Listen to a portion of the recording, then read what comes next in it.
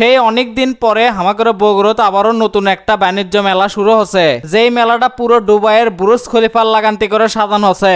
চলেন আজকে আপনাদের পুরো মেলার ভিতর কি কি আছে সবকিছু ঘুরে ঘুরে দেখাই। এবারের মেলার আয়োজন করা হচ্ছে আমাদের বগুড়া মোহাম্মদ আলী হাসপাতালের মাঠে। আর সামনে দেখেই পাচ্ছেন মেলার সেই সুন্দর করে একটা গেট বানানো হচ্ছে। আর মেলার আসল নাম দেওয়া হচ্ছে তাঁত বস্ত্র শিল্প ও পণ্য মেলা। এই মেলার ভিতর ঢোকার জন্য আপনাদের কিন্তু অবশ্যই একটা করে 20 টাকা দিয়ে টিকিট কাটা লাগবে। কিন্তু আমার কাছে 500 টাকার লোট আসলো আর আমি দুটো টিকিট কাটতে চাচ্ছি, কিন্তু 500 টাকা ভাঙতি না দেখে আমাকে টিকিট দিল না। তারপরে মেলার গেটের বামমুড়ো সাইডে একটা টিকিট কাউন্টার দেখনো, আর সেটি দেয় আবারও 500 টাকার লোট দেখানো। তারাও করছে যে একদমই খুচরো নাই। সে অনেকক্ষণ ধরে টিকিট কাউন্টার আলা ভাইয়ের সাথে ঘ্যাঙ্গাতে তারপরে আমাকে দুটো টিকিট দিয়ে দিল। তারপরে গেটের সামনে দেয় আবারও গেট দেখা শুরু করে দিল, কারণ সেই রকম রাজবাড়ির গেটের লাগান্তি লাগিচ্ছিল। আর তারপরে আমি মেলার ভিতরে ঢোকা শুরু করে দিল। আর আমার ক্যামেরাম্যান আসলো আমাকে আশিক। মেলার ঢুকেই প্রথমেই আমার চোখত পড়লো সেই সুন্দর একটা ফুলের দোকান, আবার ভিতরে সেই সুন্দর একটা ঝর্ণাও সেট করছে। সন্ধ্যা লাগার সাথে সাথে সেই সুন্দর কিছু লাইটও জ্বলানো হয়। আর এই মেলাত কিন্তু সব থেকে বেটি সেলফলে করে কাপড়ের আর কসমেটিকের দোকানে বেশি।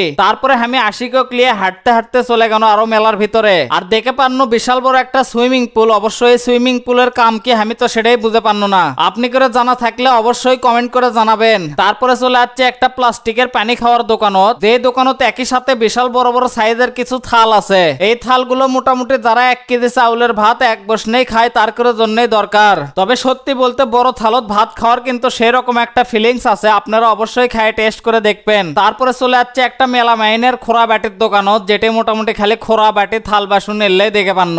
যতই সন্ধে লাগে ততই কিন্তু এই মেলাটা জমজমাট হয়ে ওঠে। মেলার মধ্যে হঠাৎ করে একটা ফ্যান্স ভাইয়ের সাথেও দেখা হয়ে গেল। আর এই মেলা কিন্তু খুব তাড়াতাড়ি শেষ হবে না, কারণ পুরো 1 মাসই হয় এই মেলা। তারপরে হাঁটে মেলার আরেক সাইডে যাওয়া শুরু করে দেন। আর এইবারে পায়ে গেল একটা তরকারি কাটিং করার দোকান। যারা ভাবিচ্ছেন বটি দিয়ে কোটা বাসা করতে সেই রকম বিরক্ত লাগে, তার করার জন্য এই দোকানত সেই রকম কিছু কাটিং করার মেশিনও আছে। আলু বাগুন করলে কি ধরনের শাকসবজি কাটিং করবেন সব ধরনের কাটিং করার এটি মেশিন আছে। আর মেলার ভিতর কিন্তু সেই রকম লাইটিং করে দুটো গেট বানানো হচ্ছে, যেই গেটের সামনে চেংড়িরা সারাদিনই খালি সেলফি তোলে। আবার বিশাল বড় একটা বুরুজ খলিফার টাওয়ারের নিচে সেই সুন্দর একটা ফুচকারও দোকান দেওয়া হচ্ছে। আপনারা যদি নাগের দোলার ঝুল্লু খাবার চান সেই জন্য ভিতরে একটা লাইটিং করে নাগের দোলাও নিয়ে আসা হচ্ছে। আর এর মধ্যে কিন্তু সোলপুলে করে সেই সুন্দর একটা ট্রেনও আছে, যে ট্রেনত চড়ে অনাহাসে ঢাকাত যাবে পারবে। আর এখন যে গেটটা দেখে পাচ্ছেন এটা কিন্তু এই মেলার 2য় নম্বর গেট। আর উপর দিয়ে কিন্তু স্পেশাল করে একটা নেটও দিয়ে দিছে। শেষমেশ চলে যাচ্ছে একটা লিকুইড গ্যাসের দোকানত। আর এই দোকানত 50 আর 100 টাকার বিনিময়ে সেই সুন্দর সুন্দর কিছু লিকুইড গ্যাসের বিস্কুট পাওয়া যায়। আর এই জিনিসটা তো মানুষ সেরকম করে খায়, কিন্তু আমার একদমই ভালো লাগেনি। আর এই জিনিসটা কতটা স্বাস্থ্যসম্মত আপনারা অবশ্যই কমেন্ট করে জানাবেন। তো প্রথম অবস্থায় টেস্ট করার জন্য আমরা দুইজনে দুটো লিয়ে লেসনো, আর আশিক তো খাচ্ছে আর মুখ দিয়ে বক বক করে ধুমা বাই করছে। তারপরে চলে আসলো একটা রোলার আইসক্রিমের দোকানত। অবশ্যই এই দোকানত নাকি 12-13টা ফল দিয়ে আইসক্রিম বানিয়ে দেওয়া হয়। আরেক সাইডে একটা মুরগির চাপের দোকানও দেখে পান্ন।